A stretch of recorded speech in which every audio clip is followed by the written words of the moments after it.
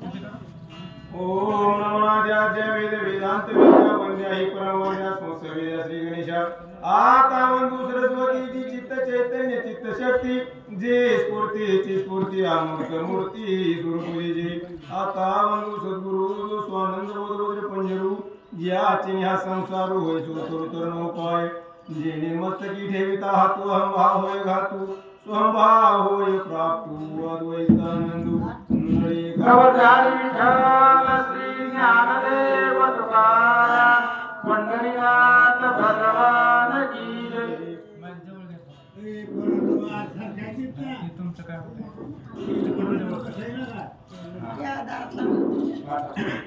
श्री गणेशाय नमः ओम नमो शिवाय नमः श्री प्रभु रामचंद्राय नमः भरताची वंदन करुण दे कोणी भरत प्रेमासी नमन करोनी वेगेसी सांगावया राम कथेसी प्रेम कपीशी अनिवार कथेचा अनुसंधान ग्रंथ करते गाववाका सांगताय देखोनी या भरत प्रेमासी भरताचं प्रेम रामावरचं पाहिलं आणि रामावर असलेलं प्रेम भरतजींना पाहिल्यानंतर हनुमंताला आनंद वाटला आणि सांगावया रामकथेसी रामकथा सांगण्यासाठी प्रेम हनुमंताला निर्माण झालं.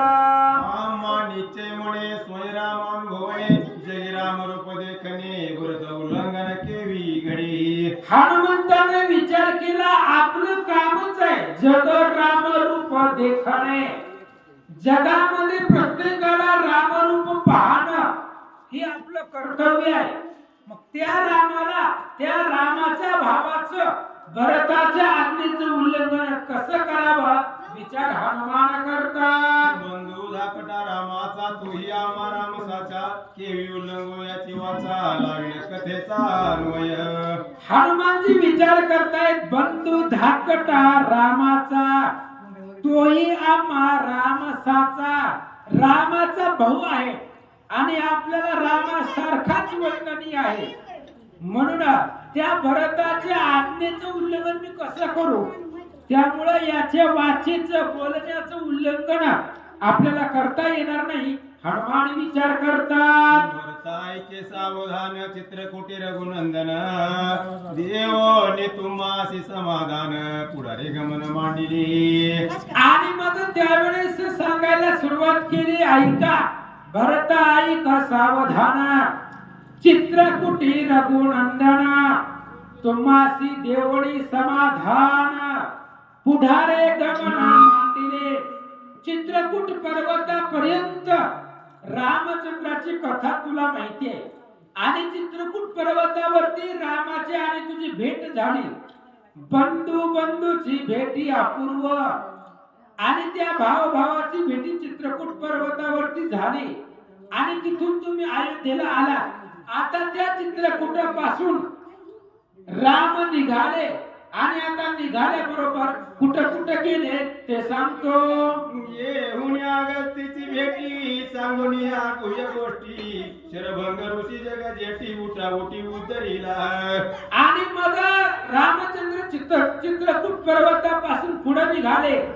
अगस्ती ऋषींची भेट घेतली. शरभंग ऋषींची भेट घेतली. शरभंग ऋषीचा उद्धार केला आणि रामचंद्र पुढे निघाले. कोण आला वीरा देवोनी आडवा सीता उचलोनी निघेती दवा रामे करुणी बाण लावा महाबाहू मारीला. आणि विराध आडवा आला.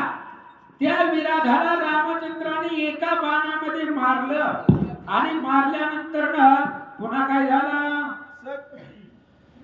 जटायुषी सख्य पडले येऊन पंचवटीशी राहिले आश्रम मनोरम रचिले राखण ठेविले जटायुषी. विराधाला मारल्यानंतर राम लक्ष्मण पंचवाटिकेमध्ये आले.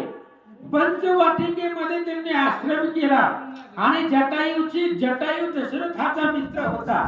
जटायूची आणि रामाचं सख्य झालं मैत्री झाली आणि सीतेच्या संरक्षणासाठी जटायूला त्या आश्रमाच्या जवळ परिसरात ठेवला.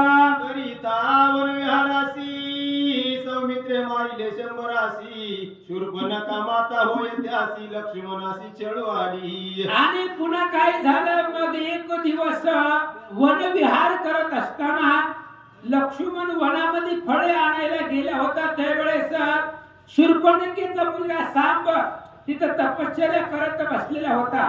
ब्रह्मदेवानं त्या सांबासाठी तलवार फेकली होती, पण ती तलवार लक्ष्मणाच्या हातात आली आणि लक्ष्मणानं त्या तलवारीला घाव पाहण्यासाठी, धार पाहण्यासाठी एका जाळीमध्ये ती तलवार मारली. त्या जाळीमध्ये सांब होता, शूर्पणखेचं पोरग, आणि त्या सांबाला मारलं. 100 त्याला मारलं आणि मारल्यानंतर स्वप्न शूर्पणखेला पडलं आणि मग ती शूर्पणखा आली आणि लक्ष्मणाचा बदला घेण्यासाठी आली. सौमित्रे केले विंदान सवेग दिले नाक खान खर दुसना गेली शरण राम. आणि मग लक्ष्मण तिथं आल्यानंतर पुन्हा शूर्पणखेचं नाक आणि कान कापले. कापल्यानंतर पुन्हा जडस्थानामध्ये खरदूषण त्रिशरा होते आणि या खरदूषण त्रिशराला शूर्पणखा शरण गेली. 14 सहस्र रक्षगण त्रिचराणी खरदूषण श्रीराम लक्ष्मण आपण दारुण रण करू आले की. शूर्पणखेच्या सांगण्यावरनं खरदूषण त्रिशरा 14,000 राक्षस सोबतीला घेतले आणि 14,000 राक्षसांना घेऊन राम लक्ष्मणा बरोबर ते युद्ध करण्यासाठी आले. एकलेनी रामे आपण मारिले न लागता क्षण मुक्त तरुणी जनस्थान तुझ्या दान दिले पै. रामचंद्राने 14,000 राक्षस आणि खरदूषण त्रिशरा एकट्या रामाने मारले. लक्ष्मणाने धनुष्याला बाण लावला नव्हता. एका रामाने 14,000 राक्षस मारली आणि मारल्यानंतर पुढे काय झालं? कोणी आई मात तळमळी लंकानाथ सीताहरणाची उद्यत चळनाथ करू आला. आणि ही रावणाची लाडकी बहीण दिदी लंकेला गेली. नकटनाक होता आणि नकटनाक घेऊन राजा रावणाला सांगू लागली, नकटीच्या बोला फुलला राज्य सोडून भिकारी झाला. ज्या शूर्पणखेला नाक नाही तिचं ऐकलं आणि हातामध्ये भिकेची जोळी घेऊन मारीचाला सोबतीला घेतलं आणि रावण पंचवटीला आला. मृगवेश दिला मारीचासी देखता सीता उल्हासी तोच्या मागे का चोळीसी श्रीराम त्यासी मारू गेला. आणि रावणानं मारीचाला हरणाचा वेश दिला. सोन्याचं हरिण होण्यासाठी सांगितलं. सोन्याचं हरिण होऊन सीतेच्या पुढे आला. सीतेनं रामाला सांगितलं ते सोन्याचं हरिण मला पाहिजे. मग सीतेची इच्छा पूर्ण करण्यासाठी राम त्या हरणाच्या पाठीमागे गेले आणि गेल्याबरोबर पुन्हा मग हरणाला बाण लागल्याबरोबर ते मारीच लक्ष्मणाच्या आवाजामध्ये रामाला बोलवला. मृगणिगे बाहेरी राम काढून नेला तुरी जटायू चरू गेला वनांतरी सीता सुंदरी एकली पै. ते मायावी रूपी हरिण होत. त्या हरणानं रामाला दूर घेऊन गेला आणि गेल्यानंतर पुन्हा मग आश्रमामध्ये एकटी सीता होती. लक्ष्मणालाही त्या हरणानं तिकडे बोलवून घेतलं. एकटी सीता आश्रमामध्ये राहिली. काय झालं? रक्षण ठेविला लक्ष्मण ऐकोनी माया मृग वचन त्याचे करुणी आचरण दिला दौडोनी सीतेने. आणि त्यावेळेस सीतेच्या संरक्षणासाठी लक्ष्मणाला ठेवलेलं होतं महाराज. लक्ष्मण सत्व संपन्न होते, धैर्य बळ लक्ष्मणापाशी होतं. पण सीतेने त्या मायावी हरणाचा आवाज ऐकला रामाच्या आवाजामध्ये आणि लक्ष्मणाला सांगितलं, भाऊजी तुम्ही जावा, माझा नवरा संकटामध्ये पडलेला आहे. आणि सीता, लक्ष्मण जात नव्हता पण स्त्रीची जात आहे. सीता नाही नाही त्या शब्दामध्ये लक्ष्मणाला बोलल्या. ते बोलणं लक्ष्मणाच्या काळजाला लागलं. त्याच्यामुळे लक्ष्मण तिथून सोडून सीतेला सोडून निघून गेला आणि एकटी सीता राहिली. त्यावेळेस रावण आला. रावण येऊनी कपटे करी हरली जानकी सुंदरी जटायू धावला जड करी त्यासी मारी रावण पै. सीता एकटी त्या पंचवटिकेमध्ये राहिली. राहिल्यानंतर पुन्हा रावण आला. भिक्षुकाच्या वेशामध्ये आला. सीतेला उचललं आणि आकाश मार्गाने घेऊन जात असताना जटायू महाराज सीतेचा आक्रोश ऐकून तिथं आले आणि त्या जटायू बरोबर रावणाने युद्ध केलं आणि कपटानं जटायूला मारला. रामाला राहून तव जटायुषी होता प्राणोत्क्रमण करून त्याचे उद्धरण पुढे आपण चालिला. रामचंद्र आणि लक्ष्मण सीतेचा शोध करत करत ज्या ठिकाणी जटायू पडलेला होता त्या जटायूच्या जवळ आले. जटायूचा उद्धार भगवंताने केला आणि सीतेचा शोध करण्यासाठी राम लक्ष्मण पुढे निघाले. हात पाया विन मोधळा बंद केला वयाला रामे निजवाने छेदिला पाठविला वैकुंठासी. आणि मग पुढे राम लक्ष्मण पुढे निघालेले असताना कबंध नावाचा राक्षस त्याला पाय नव्हता आणि हात पायाविन विरहित असणारा तो कबंध राम आणि लक्ष्मणाला घेण्यासाठी आला. त्यावेळेस त्यांनी त्याचा असणारा त्याला मारलं आणि त्याचाही उद्धार केला. पंपातीरी महावीर आम्ही भेटलो वानर स्वामी मिळला रामचंद्र भाग्य थो रामचे पै. हनुमंत सांगतायत भरता राम आणि लक्ष्मण पंपा सरोवरामध्ये आल्यानंतर ना पुन्हा तिथं आम्ही रामाला भेटलो आणि राम आमचा स्वामी झाला. हे भाग्य थोर आमुचे. राम स्वामी होण्यासाठी आमचं भाग्य थोर आहे, बलवान आहे असं हनुमान सांगतात. वाली सुग्रीवा वैर भारी दार राज्य हिरोनी झडकारी आम्ही गालोनी बाहेरी राज्य करी किष्किंदे. आणि भरता पुन्हा असं झालं होतं वाली आणि सुग्रीव सख्खे भाऊ आहे पण गैरसमजानं त्या सख्या भावामध्ये पक्क वैर निर्माण झालं. वालीने सुग्रीवाची बायको घेतली आणि सुग्रीवाला किष्किंधेच्या बाहेर हाकलून दिलं. हाकलून दिल्याबरोबर रामचंद्र सुग्रीवाबरोबर सख्य केला आणि मग वालीला मारला. शरण आलो रामासी रामे कुडाविले आम्हासी मारोनी या वाळीची सुग्रीवासी स्थापिले. आणि रामचंद्र आम्ही रामाला शरण आलो आणि शरण आल्यानंतर रामे कुळाविले आम्हासी. रामचंद्राने आमचं संरक्षण केलं आणि वालीला मारलं.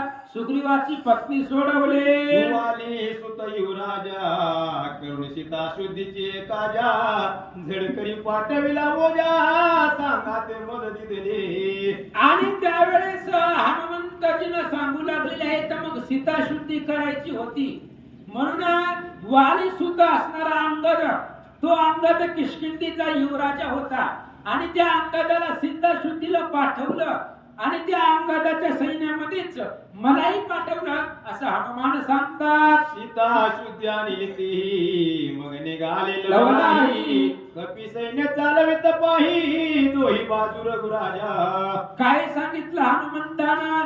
सीता शुद्धी आणि नीती त्यांनी आणली, मी आणली म्हणले का?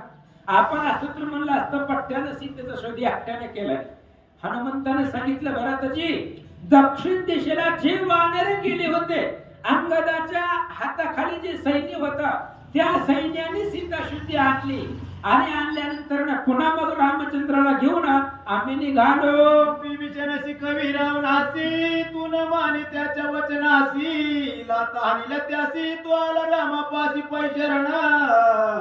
आणि पुन्हा मग आम्ही रामचंद्राला घेऊन समुद्र तीरावरती आलो. इकडं कैकशीला चिंता वाटली की लंकेचं दहन झालेलं आहे.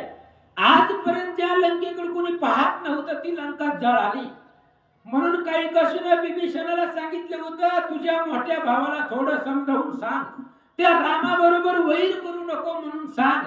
म्हणून विभीषणा शिकवी रावणासी. विभीषणाने रावणाला शिकवण्याचा सांगण्याचा प्रयत्न केला पण रावणानं ऐकलं नाही, लाता मारल्या. मग विभीषण रामाला शरण आले. वानर सैन्या परमित हाती पर्वत झेलित सागरी घालीत त्वरित हेळची सेतू बांधिला. भरतजी अपरिमित वानर सैन्य होतं महाराज. किती होतं? समुद्राचे खडे थोडे इतुके सैन्य मिळेल पुढे रावण कायसे बापुडे आणील रोकडे बांधोणी. युद्ध काढा ते 48 चालू आहे काढा. आणि मग त्यावेळेस अशा प्रकारचं अपरिमित सैन्य होतं. हातावरती पर्वत त्याच झेलत एका क्षणामध्ये त्यांनी तो असणारा पर्वत सेतू समुद्रावरती बांधला असं सांगतात. करोनिया लंका लाग वानेर प्रवेशले दुर्ग आगी लावून वस्तूचा वेग अनेक जाळील्या पै. आणि मग लंकेचा लाग म्हणजे मार्ग, लंकेचा मार्ग लक्ष्य केला आणि वानराने लंकेत घुसल्याबरोबर लंकेचं दहन करायला सुरुवात केली. 4 वेळा लंका दहन केलेला आहे. पहिलं हनुमंताने केलेलं आहे, दुसरं वानरांनी केलेलं आहे आणि 2दा रामचंद्रांनी केलेलं आहे. अशा पद्धतीने वानर लंकेत घुसले, जाळायला सुरुवात केली. त्यावेळेस राक्षस सैन्य बहुसाल मरता कृपा उपजाली भगवंता एकाची अपराधाता लोक समजता केवी मारू. आणि असंख्य राक्षस मरू लागली. त्यावेळेस कृपा उपजली भगवंता. रामचंद्राला राक्षसांची कृपा निर्माण झाली का? एकाची या अपराधता लोक समजता केवी मारू. रामाने विचार केला अपराध फक्त रावणाने केलाय आणि एकट्या रावणासाठी सगळ्या राक्षसांना का मारावं असा विचार भगवंताच्या मनात आला. म्हणून श्रीराम दीन दयाळ श्रीराम स्वये स्नेहाळ श्रीराम कृपा कल्लोळ प्रणतपाळ श्रीराम. राम दीन दयाळ आहे, कृपेचा कोवळा राम आहे, प्राणाचा सांभाळ करणारा राम आहे असं सांगतात. राम कृपेचा कोवळा राम जीवीचा जिव्हाळा राम कृपाळू कळवळा लोका सकळा देखोनी. राम कृपेनं कोवळ आहे. अनेक राक्षस मरत असताना रामचंद्राने पाहिलं आणि रामाला कृपा निर्माण झाली. रामे जगाची उत्पत्ती रामे जगाची स्थिती गती रामे जगाची विश्रांती सच्चिदानंद मूर्ती श्रीराम. सतचित आनंद मूर्ती रामचंद्र आहे. रामामुळे जगाची उत्पत्ती आहे.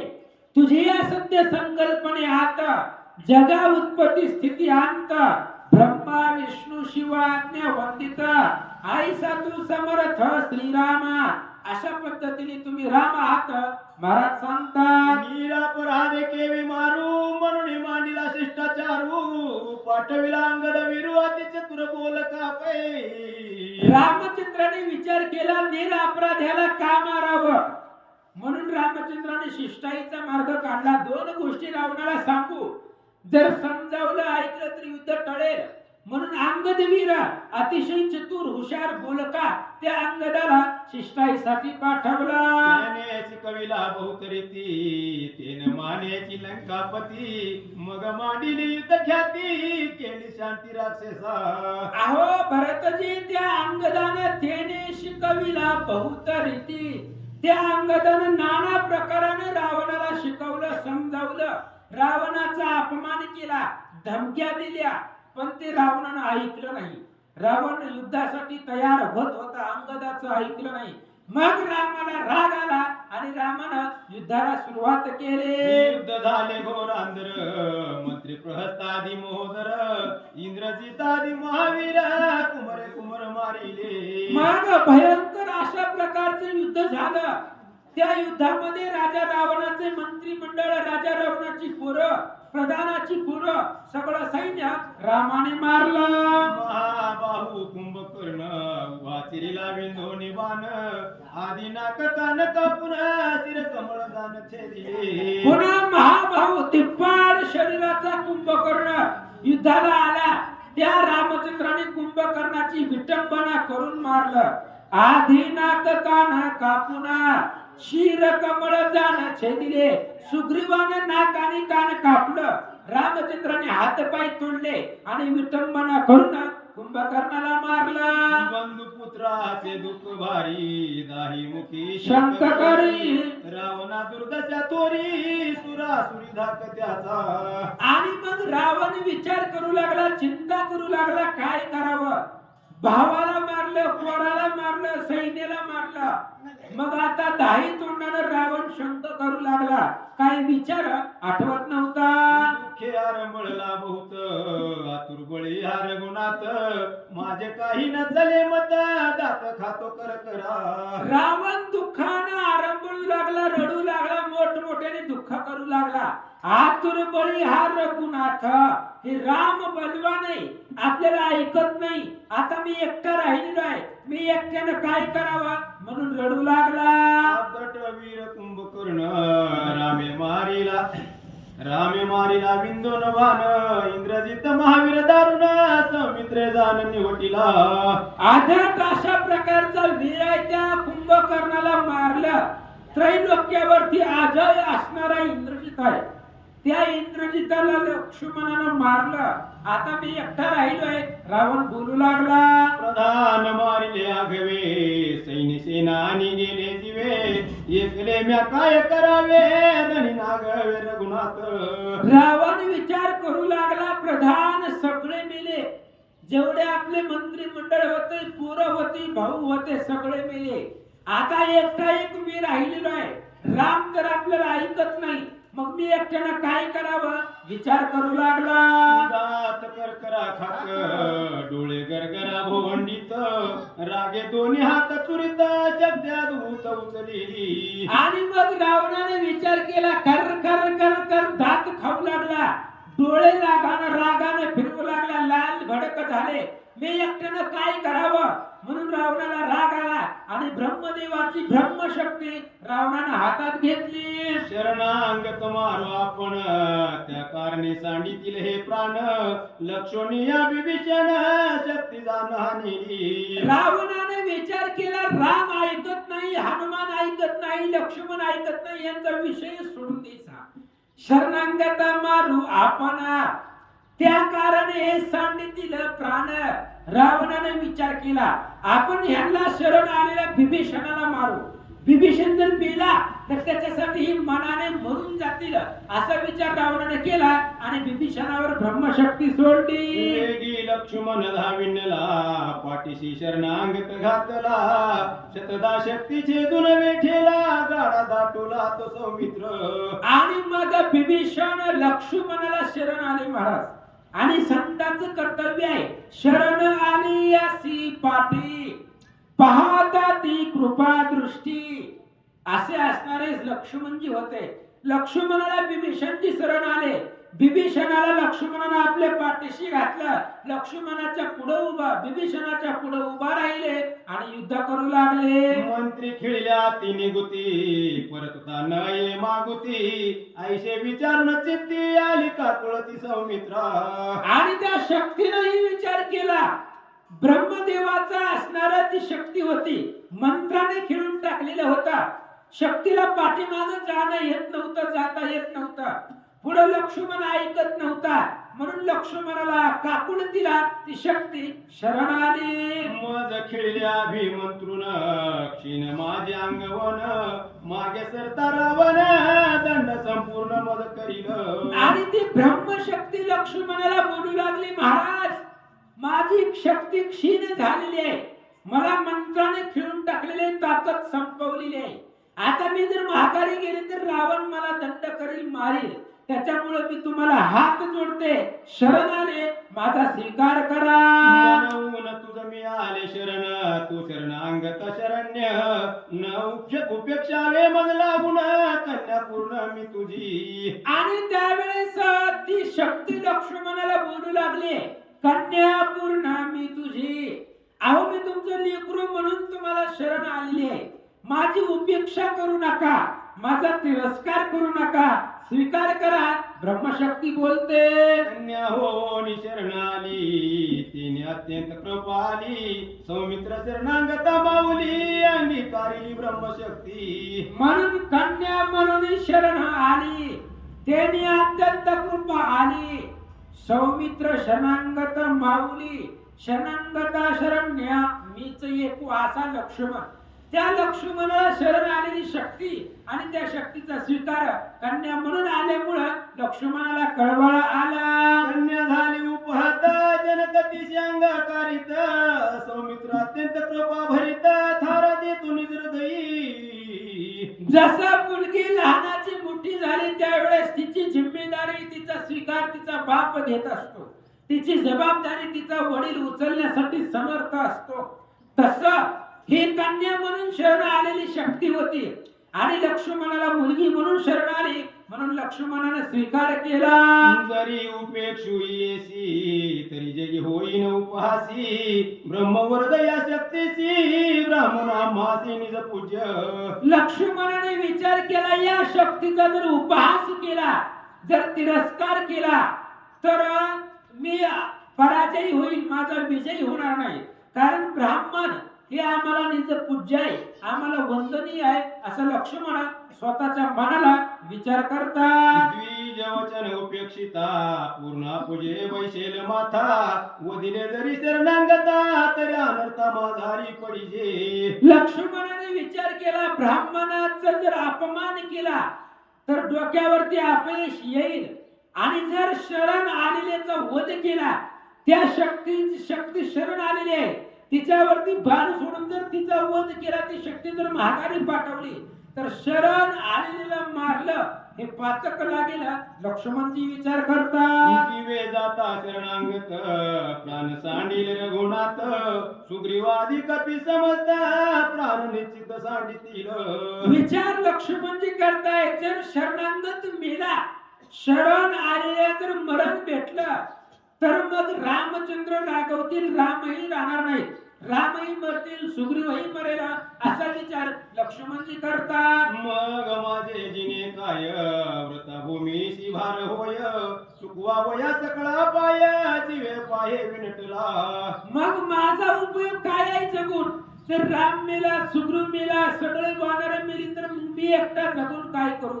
विनाकारण जमिनीला भार होईल, म्हणून सगळी मरण्यापेक्षा जर मी एकटा मेलो तर ते योग्य ठरेल, असा विचार लक्ष्मणजी करतात. संरक्षिता शरणांगत सुखवान राशी समस्त सुखावेल श्री रघुनाथ सुर समस्त सुखी होती. विचार लक्ष्मणाने केला, जर मी शरणागती शक्तीला जर थारा दिला तर रामचंद्र सुखी होईल, देवलोकांना सुख वाटेल, अंगद सुग्रीवाला सुख वाटेल, विचार लक्ष्मणजी करतात. राम वधील रावणा विषेकील विभीषणा सिद्धी पावेल पूर्णपणा वरद वचन रामांचे. लक्ष्मणाने विचार केला, मी एकटा जर मेलो तर एवढं सगळं होणार आहे, वरद वचन रामाचे, आणि रे धनुष्य मारीन रावणा लंका विभीषणा देईन मी. हे रामचंद्राचं वचन आहे,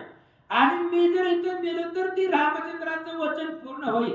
रामचंद्र रावणाला मारील, त्या विभीषणाला लंकेचं राज्य देईल, हे सगळं होणार आहे, पण मी एकटा मरायला पाहिजे. जर मी वाचलो तर सगळी मरतील, म्हणून एकल्या माझ्या जीवासाठी, एकल्या माझ्या जीवासाठी उल्हास ती ब्रह्मांड कोटी राम विजय सकळ सृष्टी मजसाठी होईल.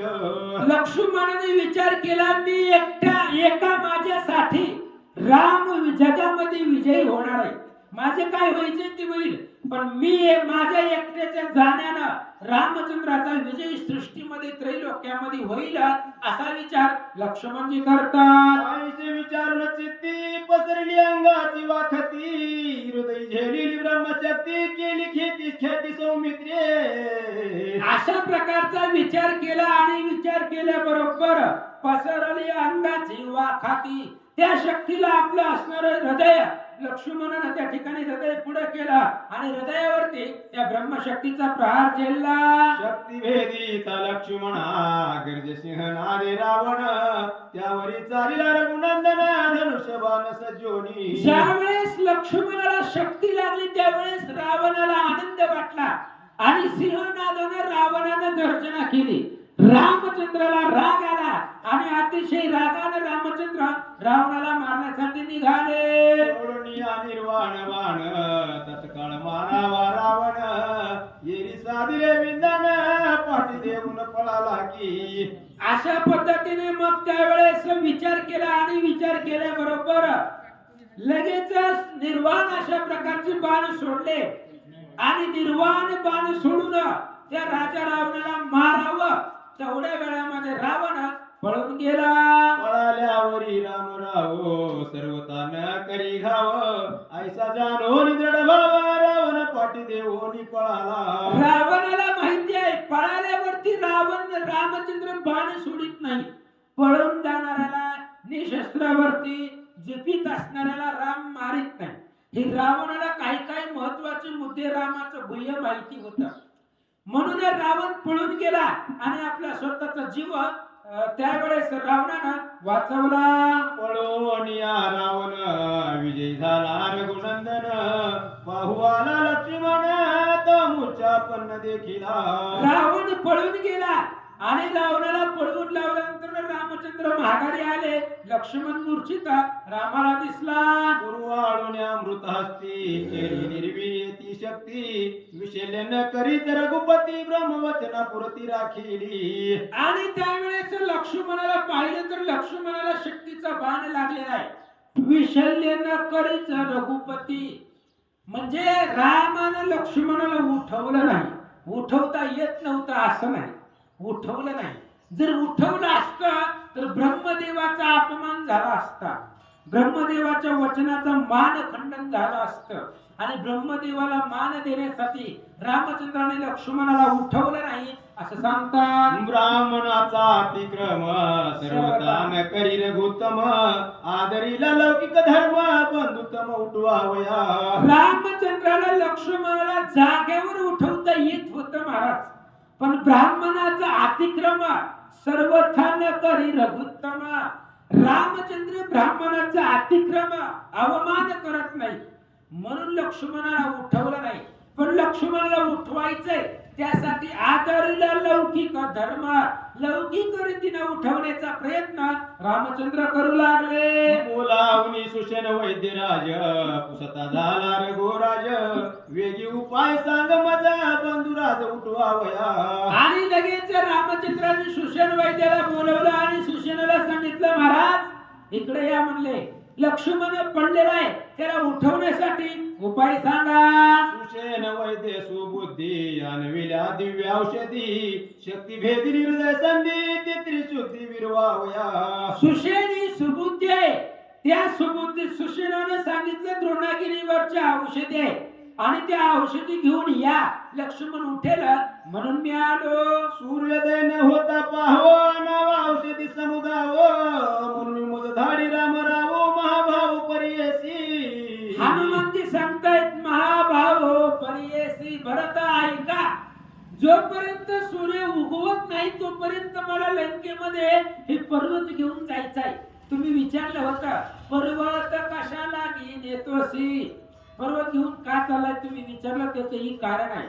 लक्ष्मणाला ब्रह्मशक्ती लागलेली आहे, सूर्य उगवण्याच्या आधी मला तिथं जायचंय म्हणून मी पर्वत घेऊन चाललोय असं भरताची सांगता हनुमान सांगतात. मी आलो वेग उत्तर न ओळखे औषधादी भार, ते लागू पाहे उशिर मग डोंगर मी उपटीला. मी त्या द्रोणागिरी पर्वतावरती गेलो, वेगाने गेलो, पर्वतावरती पोहोचलो.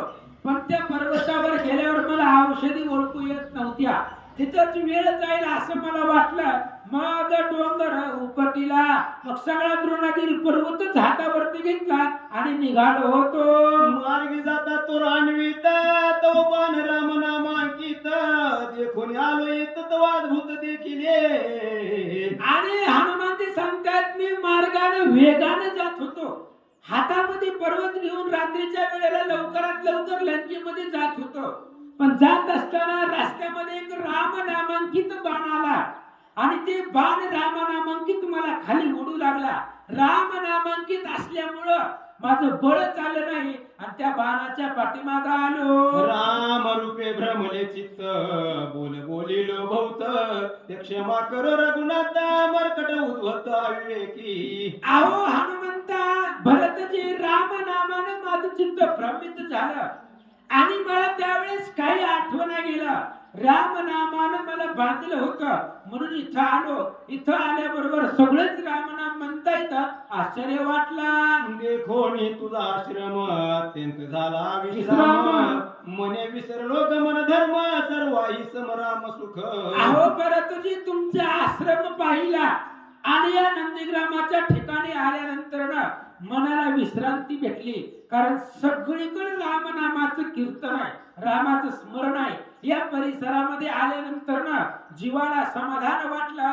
हनुमान सांगतात पक्षी सिद्धांत बोलत तेने विराजिला वेदांत सरस्वती चित्त भ्रमित बृहस्पती ते वेडावला. अहो भरतजी काय सांगायचं या नंदीग्रामाचं वर्णन.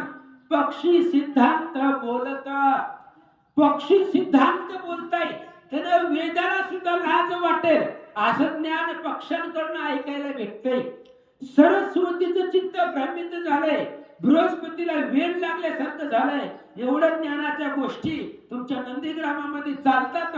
हनुमान बोलतात, सांडोनी सकळ मत्सर भरताश्रमी निरंतर भूते वर्तती एकत्र निर्मत्सर राम नामे. अहो भरतजी तुमच्या नंदीग्रामामध्ये आल्यानंतर मी पाहिलं, चित्त शुद्ध तरी शत्रु मित्र होती, व्याघ्रहीन खाती सर्पतया. अहो सगळं वैर सोडून निर्मत्सर अंतकरणानं जीवसृष्टी इथं राहते, वर्तन करते. याचं आश्चर्य वाटलं. हनुमान बोलतात, वर्णिता श्रीरामाचे गुण कपिसन आठवे कपिपन हनुमान झाला मूर्छापन्न देहाचे भान विसरला. रामचंद्राच्या गुणाचं वर्णन करत असताना भरतजी भरताला विसरले आणि हनुमान हनुमंताला विसरले. दोघेही रामरूप झाले. देखोनी कपीची अवस्था भरत ओसंडला चित्ता श्रीराम गुण कीर्ती ऐकता विस्मित चित्त होऊनी. आणि मग रामचंद्राचं गुण वर्णन भरतजीच्या मुखामधून ऐकल्याबरोबर दोघी रामनामामध्ये तल्लीन झाले आणि एकमेकाला विसरले. मन बुद्धी चित्त वृत्ती अहंकाराची अहंकृती रामे मिळाली निश्चिती ब्रह्मस्फूर्ती विसरला. आणि मन बुद्धी चित्त अहंकार अंतकरण चतुष्टय रामनामावरती वेधून गेला आणि दोघेही एकमेकाला विसरले आणि दोघेही रामनामामध्ये रामाच्या स्वरूपावरती तल्लीन झाले. अंग झाले रोमांचित वाचा झाली प्रेम सद्गतीत नेत्री आनंदाश्रुस्त्रवत भरत मूर्छित पडिला. रामनामाचं रामाची कथा ऐकली. कथा ऐकल्याबरोबर भरतजीचं असणारं अंग रोमांचित झालं. भाऊला स्फुरण आलं आणि रामप्रेमामुळं भरतजी मूर्छित पडले. श्रवणी ऐकता श्री रामचंद्र भरतासी लागली योग मुद्रा विसरला तो निद्रा तंद्रा कृपा रघुवीराची आईशी. आणि रामचरित्र कानावरती पडलं. रामाची कथा ऐकली. भरत देह भावाला विसरला, योग निद्रेमध्ये तल्लीन झाला आणि देहभाव विसरून मूर्छित पडला. ही रामाची कृपा आहे असं सांगतात. न आठवेत गेह देह भान रामरूपी जडला पूर्ण खुंटला बोल तुटले मौन भरत पण तो विसरला. आणि हनुमान भरतजी विसरून गेले. देह गिह कर्म क्रिया कारण काही आठवलं नाहीये. आणि राम कथेच्या त्या श्रवणामध्ये रामायणाच्या कथेमध्ये ऐकल्यानंतर तल्लीन झाले आणि मूर्छित पडले. भरत विसरला भरत पण हनुमान विसरला हनुमंत पण दोघासन आठवे दोन्ही पण तटस्थ पूर्ण श्रीरामी. विचार केला भरतजी पण विसरले, आम्ही हनुमान आहे हे विसरले. दोघही एकमेकाला विसरले. मग कार्य आठव करी कोणा. मग आता लक्ष्मणाला उठवायचंय, औषध घेऊन जायचंय, हे सगळंच विसरून गेले. दोघेही विसरले दोन्ही पण कार्याची नाटव करी कोण. बाप कृपाळू रघुनंदन चैतन्य पूर्ण चेतविले. राम आणि भरत दोघही एकमेकाला विसरले आणि दोघही रामाच्या स्वरूपावरती विरून गेले, तल्लीन झाले. मग कार्याची आठवण कोण करणार. बाप कृपाळू रघुनंदना. रामाला सगळ्याची कळबळा कृपा आहे आणि रामाला सगळं माहिती आहे. म्हणून नंदीग्रामाच्या ठिकाणी दोघं मूर्छित पडले. ती लंकेमध्ये असलेल्या रामाने ओळखलं आणि दोघांची चेतना रामाने तिथं बसून सावध केली. जीवन कळा सावध केली प्राण शक्ती परिचारिली. इंद्रिया पाठवता झाली झापडी उघडली नेत्रांची. आणि दोघांची प्राण शक्तीला पाचारण केलं, चित्ताला चेतना दिली, इंद्रियाला पाठविता दिली आणि दोघेही सावधान भगवंताने केले. चित्त चेतने ते धरित मन पूर्व संकल्प आठवित बुद्धी निश्चया ते अंगीकारित राम कार्यार्थ साधावया. चित्ताच्या ठिकाणी चेतना निर्माण झाली, मनानं संकल्प आठवला. हनुमंताची प्रतिज्ञा जी होती ती मनानं आठवली गेली आणि मग त्यावेळेस रामकार्यासाठी हे दोघे जण सावध झाले. अकस्मात सावध होई म्हणे मज झाले काय उगाची येते तटस्थ आहे आठवण आहे स्वामी काजा. आणि अचानक बरं हनुमान सावध झाले. सावध झाल्याबरोबर आठवलं लक्ष्मण पडलेला आहे, पर्वत घेऊन जायचंय. म्हणून लगेच सावध झाल्याबरोबर पर्वत घेतला आणि निघाले. करू पाहे उड्डाण भरते घातले लोटांगण मज सनातन करता पूर्ण केवी प्रयाण करू पाहसी. आणि ज्यावेळेस हनुमान पर्वत घेऊन निघाले त्यावेळेस भरतजीने लोटांगण घातला. भरताने नमस्कार केला आणि हनुमंताला सांगितलं, महाराज चरण प्रसाद दिल्याशिवाय, तीर्थ प्रसाद दिल्याशिवाय जाऊ नका. भोजन करावे थे तीर्थ प्रसाद द्यावा माते उपेक्षून अर्था ते तुम्ही चित्त कृपाळो. भरतजीने सांगितलं, हनुमंता एवढी काय गडबड द्यायची, जरा जेवण करून जावा, खूप लांब जायचंय, थकलेला आहात, जेवण करा, तुमचं तीर्थ प्रसाद दर्शन मला घेऊ द्या. असं हनुमान भरतजी बोलतात. घरा आलिया श्रीराम भक्त पूजा न करिता जाऊ देत त्याच्या सकळ कर्माचा घातात पात तो भोगी. त्यावेळेस सांगितलं, घराला आलेला राम भक्त तुम्ही आहे आणि राम भक्तानं असं पूजा न करता तू जाऊ देतो, त्याच्या सगळ्या कर्माचा घात होतो आणि तो नरकाला जातो, हे शास्त्र सांगताय. भरतजी बोलतात, आयशी निज धर्म विवंचना तू जाणतोशी कपी नंदना सर्वता उदास न करी मना म्हणून चरणाशी लागलो. अहो अशा प्रकारची निज धर्म विवंचना तुम्हाला माहिती आहे हनुमंता, मग एवढं सगळं माहिती असताना माझी उपेक्षा का करता. ये रे वारीला त्वरित जैसा राम तैसाच भरत वेळोवेळा पाया लागत हे अनुचित सर्वथा. आणि हनुमंताच्या पायावरती भरत पडले त्यावेळेस भरतानं हनुमंताला अडवलं. जैसा राम तैसा भरत, जसा आपल्याला राम स्वामी आहे तसंच भरत हे आपला स्वामी आहे आणि वेळोवेळा पाया लागत. सारखं सारखं स्वामीने भरताना पाया पडणं हे योग्य नाहीये असं हनुमान विचार करतात. ऐकोनी कपीचे वचन भरत झाला हास्य वदन तुझं सकळ धर्माचे निज ज्ञान मज चाळवण का करीसी. हनुमंताचं बोलणं ऐकल्याबरोबर लगेच त्यावेळेस विचार केला आणि विचार केल्याबरोबर भरतजी म्हणतायत, हनुमंता तुझं सकळ धर्माचे निज ज्ञान, तुला सगळ्या धर्माचं ज्ञान आहे, मग मला चाळवण का करायला असं भरतजी बोलतात. सर्वासी आग जन्मा ब्राह्मण कुळशील सगुण गुण वेदशास्त्र संपन्न आली आपण पूजावा.